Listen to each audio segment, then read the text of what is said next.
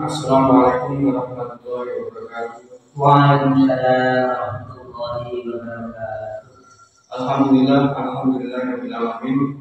Wa bihi nasta'in wa la ilaha illa anta wassalatu wassalamu ala asyrofil mursalin wa ala alihi wa sahbihi ajmain. Amma ba'du. Puji syukur atas kehadirat Allah Subhanahu wa taala yang telah memberikan kita rahmat, nikmat, hidayah serta inayahnya kepada kita semua, sehingga kita dapat bertemu secara virtual ini dalam keadaan sehat walafiat.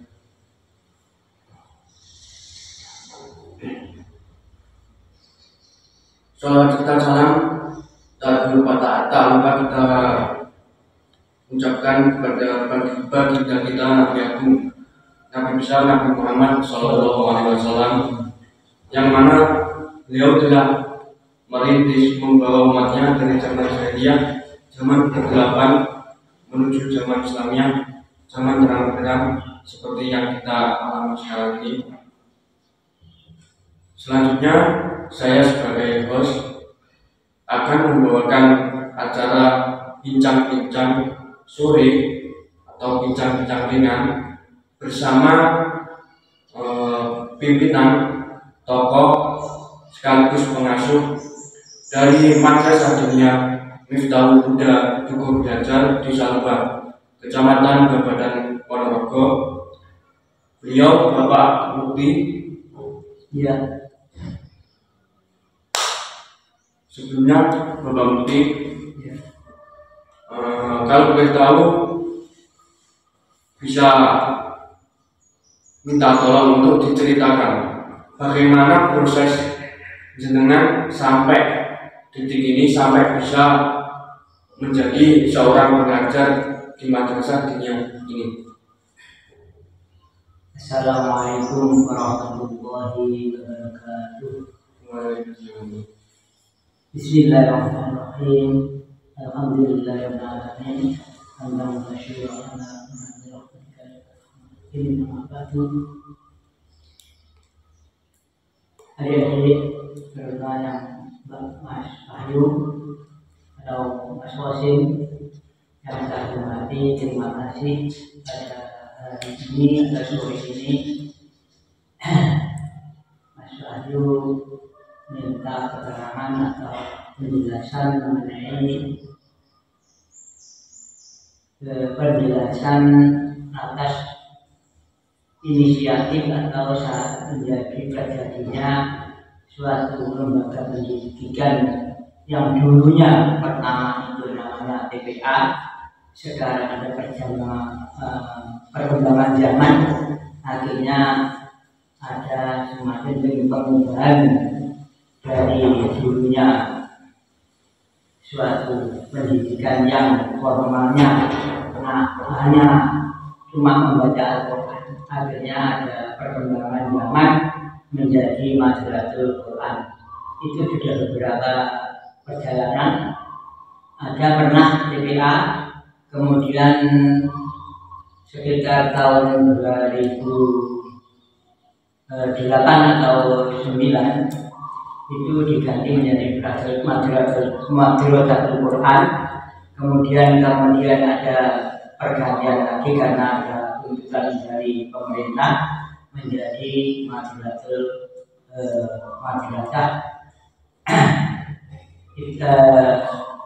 Diniyah. Kemana-mana sekarang diganti Madrasah Diniyah Awaliyah. Ini Akmaliyah, Takmiliyah, Madrasah Takmiliyah sekarang ditambahi lagi. Perjalanannya pada mulai pada itu kurang lebih sekitar tahun 94.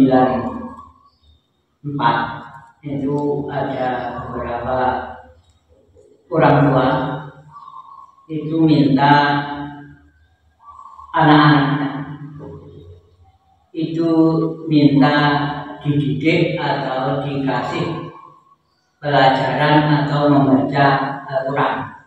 Pada waktu masih Al-Quran ada, kemudian ada perkembangan, ada namanya Iqra, ada buku atau kitab namanya jilid, masih jilid, 1 sampai 6 itu 2000 sekitar 2004 itu Iqra. Kemudian itu pada zaman itu waktu itu namanya TPA karena pada waktu masih gencar-gencarnya namanya TPA, Taman Pendidikan Al-Quran, akhirnya TPA. TPA itu berjalan sekitar 1 tahun atau 1 tahun setengah. Kemudian ada sekitar 15 sampai 25 anak itu sudah bisa membaca Iqra jelas atau sudah khatam, sudah bagus cara membacanya Al-Quran. Itu sekitar tahun 2006 itu diadakan 96 itu diadakan wisuda Iqra pada waktu itu. Pesertanya mungkin sekitar 10 atau 12 santri. Kemudian berkembang itu sampai ada dunia dan lain-lainnya. Inisiatif pada waktu yaitu diminta untuk adik-adik kecil-kecil itu untuk ikut atau menyampaikan minta kepada orang tuanya, kepada ibu Ma'mulah atau kakak ibu Rahmatin atau Rahmatin itu minta diajari yaitu Iqra bacaan Al-Quran. Akhirnya berkembang sampai 2007, kemudian 94 itu ada wisuda kedua Al-Quran itu 94 itu bisa wisuda kedua, kemudian jalannya 2 tahun akhirnya sampai hari ini bisa berjalan sampai sekarang masalah dunia. Kemudian 2009 itu 2009 itu akan dimintakan hijab, akhirnya belum bisa berjalan. Akhirnya 2006 atau 2007 itu akan berjalan berhasil pendidikan itu ada dari ternak juga datang. Kemudian dalam perjalanan itu mungkin ada jenjang beberapa pendidikan yang mungkin pada waktu itu ada semacam perjalanan yang pasang surut akan tetapi pada mulai tahun 2006 sampai 7 sampai 12 dan keemasannya sekitar tahun 2014, 15 sampai 17 itu memang zaman keemasan. Pada waktu itu santri sampai 100 hampir 150 pada waktu itu. Tetapi akhirnya karena perkembangan zaman dan ada beberapa tambahan sekitar kita ada banyak intinya, akhirnya untuk sekarang ya bisa berjalan. Masih sekarang kurang lebih santri masih 50 sampai 60. Kurang lebihnya itu apabila ada yang menanyakan apa yang saya sampaikan ada kejanggalan atau mungkin belum jelas bisa disampaikan dan lain. Jadi teman-teman, saya sebelumnya mohon maaf sebesar-besarnya bahwa saya sampai lupa gara-gara saking nervous karena minimnya persiapan. Ya. Sebenarnya Bapak Mukti ini dulu semasa saya waktu masih SD, beliau ini adalah juga termasuk guru saya semasa di Madrasah Diniyah ini. Ya kira-kira pada tahun 2014 Pak Mukti. Ya. Ya. Saya di sini kalau nggak salah ya 4 sampai 3-4 tahunan. Ya gitu. Terus Bapak Mukti, apa sih yang bisa memotivasi jenengan kok bisa memilih profesi guru? Ya namanya waktu ketika Bapak Mukti muda dulu kan pastinya ingin menjadi ini atau malah mungkin sejak muda ingin menjadi guru. Ya itu sebenarnya ya juga kebetulan Allah memberikan semacam itu. Ya punya keinginan pada waktu itu malah dari orang tua tolong anak saya disekolahkan pada waktu masih kecil, misalnya guru pada waktu itu. Tapi saya juga tidak begitu minat untuk menjadi guru sebetulnya. Akan tetapi pada waktu itu saya ganti pendidikan itu di Aliyah Man 1 sekarang. Itu masih dalam keadaan saya sebagai murid yang dalam arti pra negeri, belum negeri, masih permulaan. Kemudian pada waktu itu saya 94 mungkin 93 itu SMA. Kemudian pada waktu setelah SMA sedikit mengenyam pendidikan di perkuliahan. Pada waktu juga dalam tahun perkembangan atau perubahan, mungkin dulunya masih ada BA, sekarang sudah satu.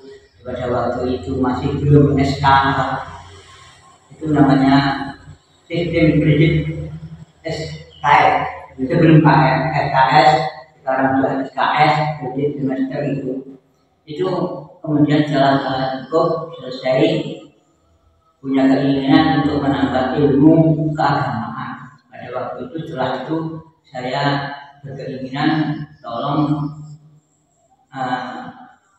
saudara kita atau anakku, saudara orang tua tolong mencari ilmu agama khusus untuk menambah pengertian atau ilmu agama. Kemudian saya sedikit ikut pondok atau di pondok ponpes. Pada itu mungkin 5-6 tahun. Setelah itu saya pulang kemudian ada bulan setelah pulang itu ada jangka keluarga 1 tahun sampai 2 tahun setengah kita nikah. Setelah nikah berburu saya biasa-biasa saja ya setelah umum. Kemudian dari akan pulang itu ada pesan dari Bunyani atau Pak Yai sekarang apa dulu, kalau pulang tolong kamu tulung omah yo ilmune dikembangne disampaikan walaupun iso moko gunakno manfaatno yang masyarakat kono. Ini pada waktu itu ada inisiatif itu. Kemudian setelah pulang Allah memberikan anugerah rahmat. Kemudian saya nikah, Allah memberikan jodoh itu orang yang pada waktu di pondok itu pernah mengajar namanya pendidikan bukan itu namanya TPA. Kemudian nikah sama saya, pulang ke kampung terus nikah. Pada waktu itu pulangnya ikut saya pulang ke sini. Setelah itu ada orang yang minta untuk belajar blog itu juga di sini. Akhirnya ini kita mendirikan suatu pendidikan. Kurang lebihnya jadi begitu ya teman-teman. Selanjutnya kira-kira apakah ada tokoh inspiratif menurut jenengan yang menurut jenengan itu saya ingin seperti tokoh ini ketika mengajar? Kira-kira ada betul-betul pada waktu itu saya sekitar tahun 2006 itu juga ada semacam tambahan untuk mencari ilmu, membaca iqra dan lain-lain. Kemudian ada aspirasi dari orang yang saya mintai atau dari semacam pengasuh atau pengajar itu kok sangat pembacaannya bagus, kemudian apa itu orangnya kok pandai baca Al-Quran bagus, itu memang punya agama itu. Cuma ada bagaimana saya kok cuma semacam itu. Tapi apa saya berusaha bagaimana kita santri kita, bagaimana anak-anak didik yang bisa membaca Al-Quran bagus dan benar. Memang semacam itu. Tapi ini jadi seperti orang itu enggak cuma belajar. Cuma bagaimana santri ada yang dari murid-murid yang ada itu, santri yang ada itu membaca Quran dan bagus dan benar. Memang itu. Terus kemudian dari ibu saya, istri saya juga itu bagaimana anak-anak itu menjadi baik membaca Al-Quran dengan bagus dan benar. Itu aja. Jenengan kan memiliki pimpinan madrasah dunia Miftahul Huda untuk belajar. Apa saja kira-kira tugas dan tanggung jawab seorang guru pendidikan agama Islam saat dalam kesehariannya? Untuk dalam kependidikan itu selain satu mengurusi anak didik yang ada, baik kedisiplinan, bagaimana menuntut ilmu bagi anak-anak, bagaimana untuk sebenarnya guru tidak memintarkan, tidak bisa memintarkan, cuma memberikan contoh-contoh atau bahasa yang lain bisa dikatakan tokoh-tokoh yang bagus, bagaimana berdisiplin, bacaan Quran yang bagus, bagaimana itu memang semacam itu. Kemudian juga memanage daripada guru-guru bagaimana kita bersama untuk menyampaikan ilmunya bersama, kemudian sistemnya bersama, itu juga seperti itu. Hal yang lain juga untuk mengurusi santri selain itu guru itu juga bagaimana untuk uang satu atau kadang itu bagaimana juga memikirkan. Contohnya bulannya bagaimana, dari mana kita mendapatkan uang untuk menyampaikan atau memberikan uang sabun kepada guru. Akhirnya kita menyampaikan semacam syariah atau bulanan atau namanya membayar. Kemarin dulunya itu 5.000, pada perkembangan zaman sekitar tahun 2000 mungkin berapa ya, 2014 atau gimana, kalau itu diganti menjadi tambah 10.000. Itu ada pro dan kontra, tetapi memang untuk uang guru-guru memang asalnya ya juga cuma dari syariat adik-adik atau santri saja. Tidak ada suntikan-suntikan biaya atau uang dari yang lain. Masih. Jadi rencana pembelajaran tersebut disusun oleh semua guru, Pak? Iya. Akan tetapi juga ada semacam kos-kos atau disusun kelas ini harus sampai mikro ini, pelajaran ini. Kelas ini satu mungkin surat-surat pendek sama membaca. Kelas 2 nanti baca-bacaan sholat. Memang itu sudah di planning, sudah di program semacam itu. Akhirnya untuk kelas 4 atau sampai kelas 5 kadang-kadang bersama SD kelas 4 atau 5 atau sampai kelas 6 itu diusahakan memang sudah bisa membaca tulis, membaca Quran, Iqra, atau bahkan kalau dinya itu bisa membaca pegon. Pada waktu itu pegon diusahakan cara membaca iku, opo, iki itu bisa. Memang itu diplaningkan macam itu di program sampai kelas 6 khatam Quran itu diusahakan semacam itu. Selanjutnya berarti kira-kira apa tantangan terbesar yang Bapak Mudi hadapi ketika dalam mengajar pendidikan agama Islam, dan bagaimana cara mengatasinya? Itu memang perjalanan yang sangat berat. Yun Sewu pada waktu itu memang masyarakat kita tidak seperti masyarakat yang lain atau lebih di desa kita, tidak diberi desa-desa yang lain, karena masalah pendidikan keagamaan atau agama Islam atau agama kita, Islam atau masalah pendidikan agama memang masih jauh dari desa yang lain. Akhirnya sistem PPA pendidikan itu bukan milik masyarakat seakan pada waktu itu. Iya. Akhirnya kebutuhan itu masih semuanya dipegang oleh madrasah sendiri atau guru yang ada.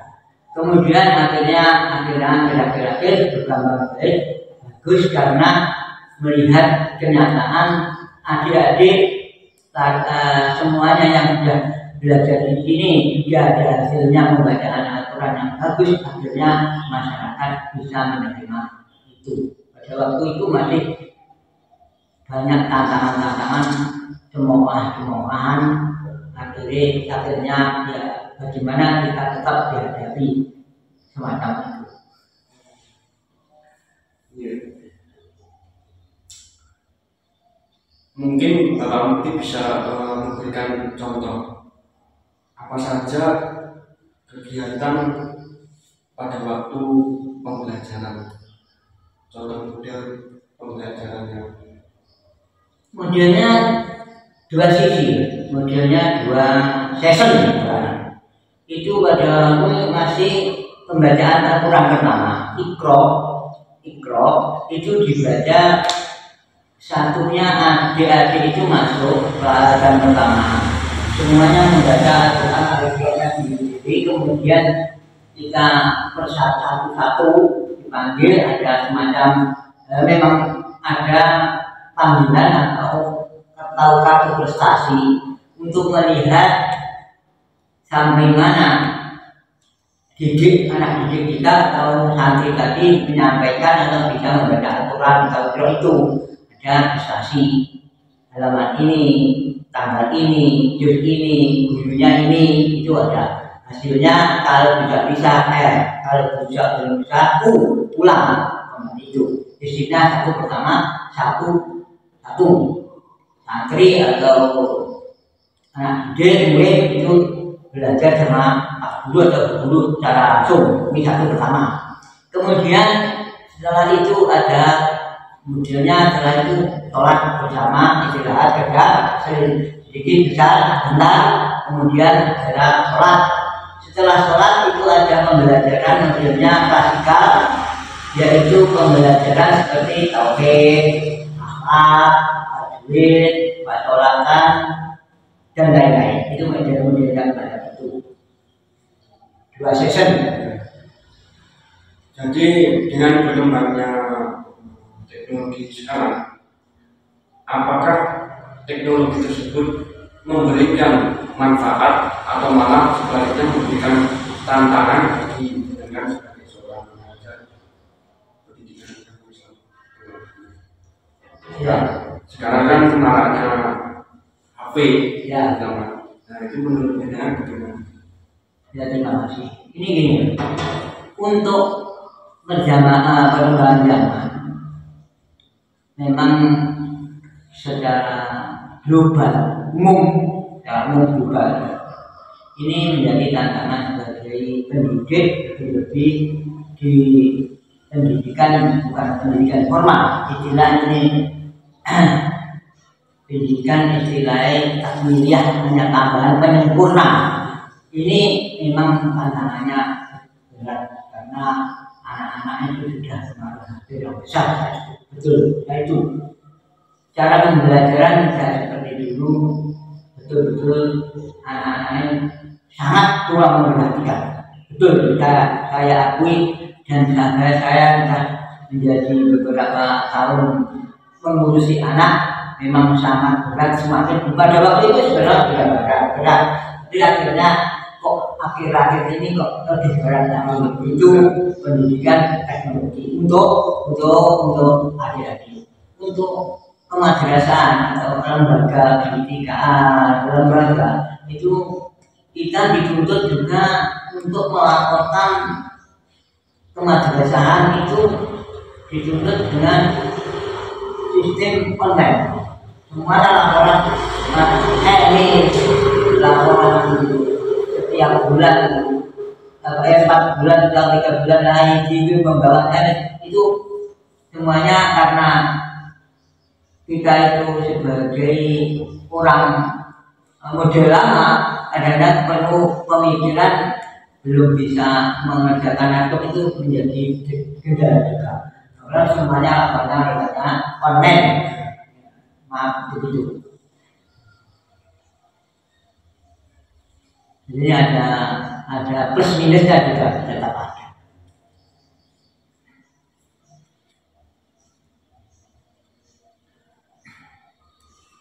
Yang selanjutnya, bagaimana cara Anda mengatasi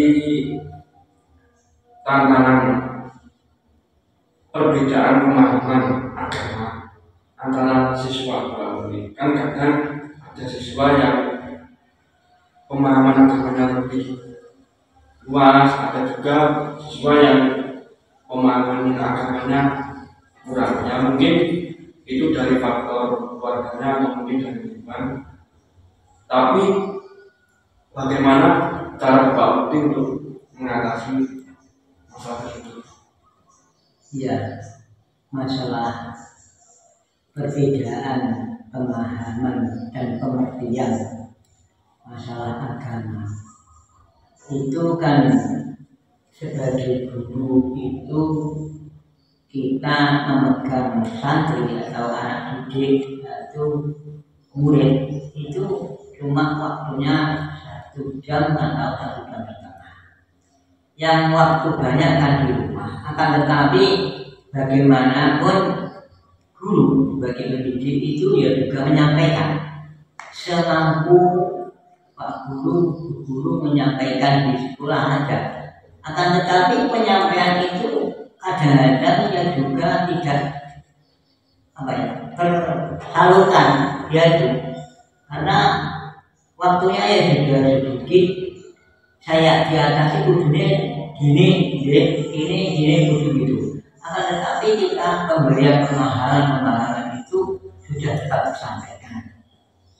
Tapi itu semuanya juga harus berhubungan dengan orang tua yang ada di rumah. Karena gini ya, ada yang orang tuanya itu proaktif kepada anaknya dalam belajar di madrasah ini, proaktif.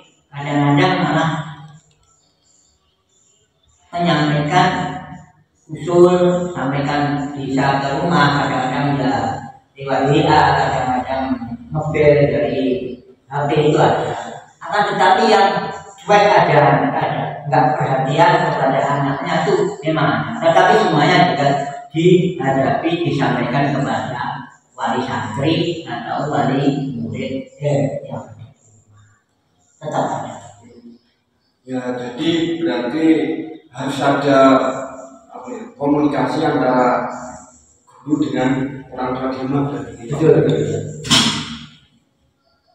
Kira-kira Pak Mungkin di madrasah dunia Miftahul Huda ini apakah ada evaluasi efektivitas terkait proses pembelajaran? Evaluasi untuk santri itu memang ada 2 semester, dulunya 3 bulan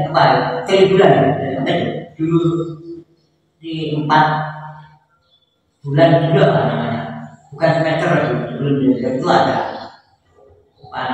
itu 4 bulan sekali ulangan dulu. Kalau ini cuma per semester ya 6 bulan sekali itu ada evaluasi namanya ulangan semester.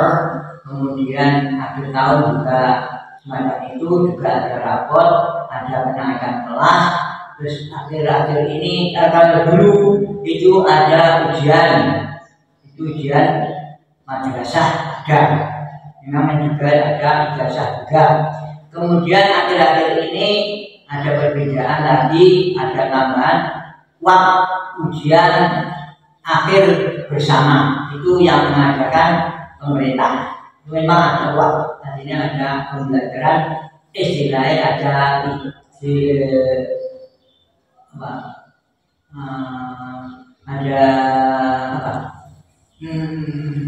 ijazah dari pemerintah, ada namanya ujian akhir bersama. Itu 2 sistem. Ada diniyah yang memakai kalau ikut bulan Muharram, juga ada yang mulai Januari, itu ada modelnya dua, karena diniah itu yang model yang Muharram istilah bodoh Solo besar juga ada yang Januari baru hari Maret, itu memang ada.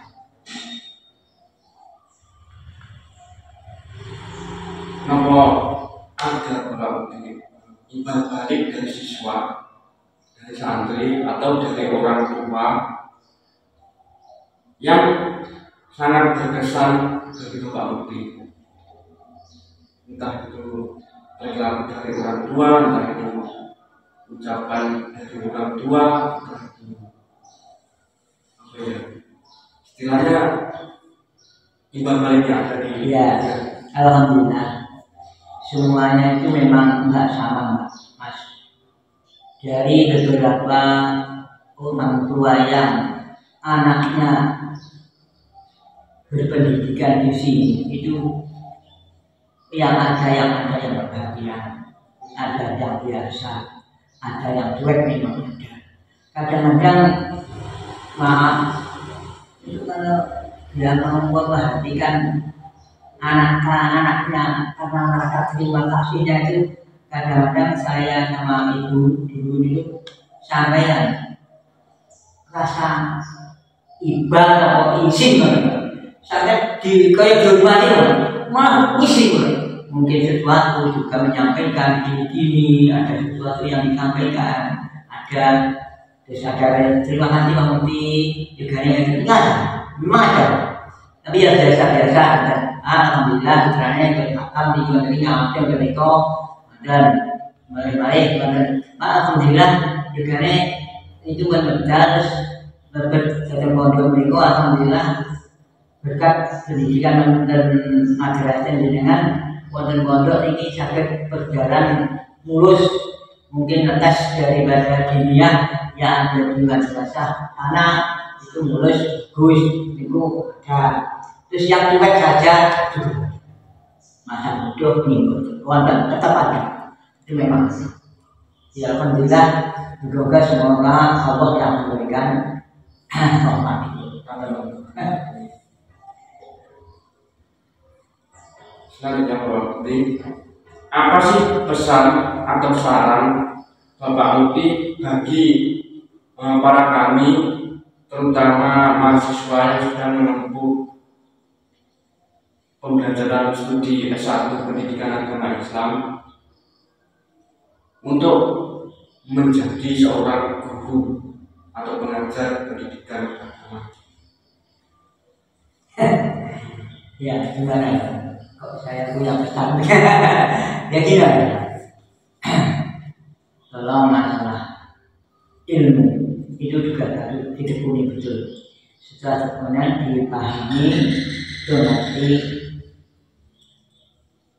itu jangan lupa diamalkan. Kalau diamalkan, bagaimana sekuat tenaga, pemikiran, kemudian waktu itu bisa kamu mengamalkan, menyampaikan baik untuk pribadi, keluarga, juga bisa orang lain. Bagaimana ilmu itu tetap disampaikan kepada orang lain.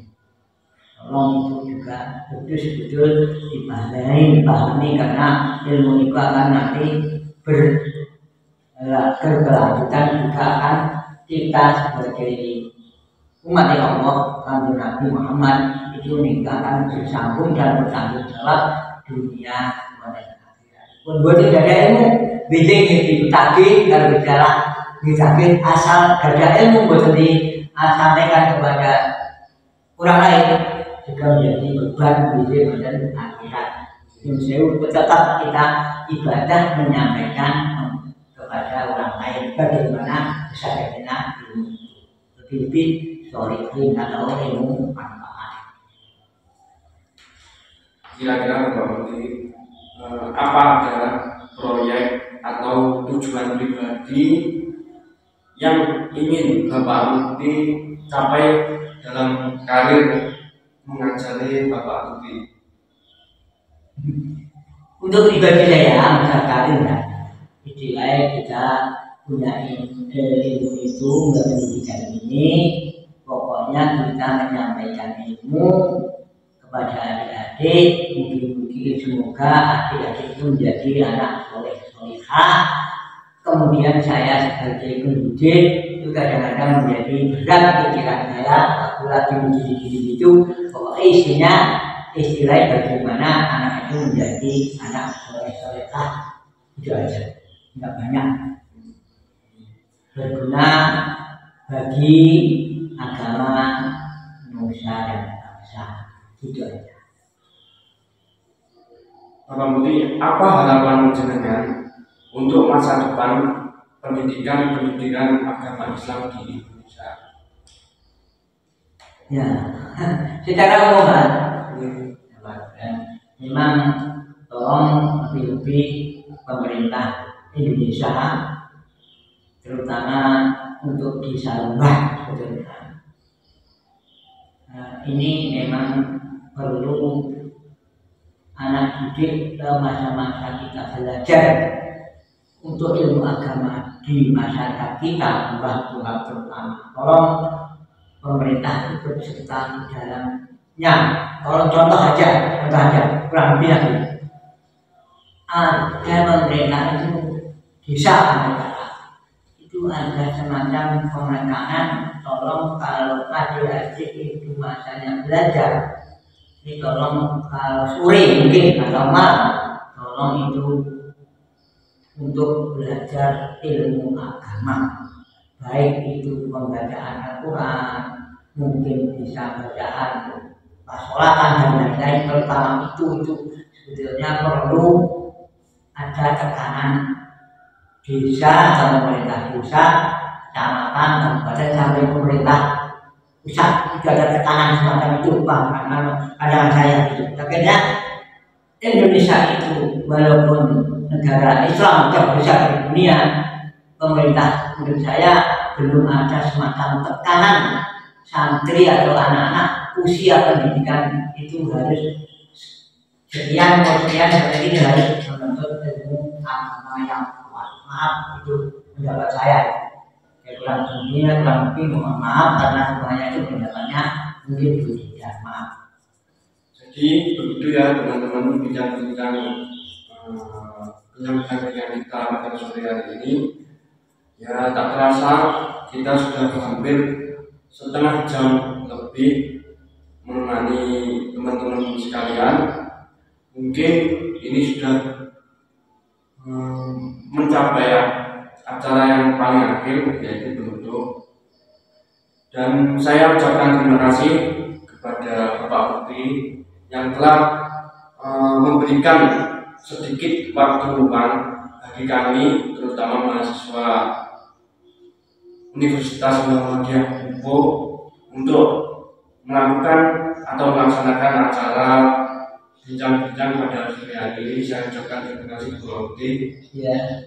Dan saya ucapkan terima kasih kepada teman-teman yang mensupport saya, terutama bagian kameramen. Ya, mungkin hanya itu yang dapat saya dan Bapak Putri sampaikan. Mungkin ada kurang lebihnya, kami mohon maaf. Wabillahi taufiq wal hidayah. Subhanallahumma wa bihamdika, asyhadu an la ilaha illa anta, astaghfiruka wa atubu ilaik. Wa akhiran, wassalamualaikum warahmatullahi wabarakatuh. Assalamualaikum warahmatullahi wabarakatuh.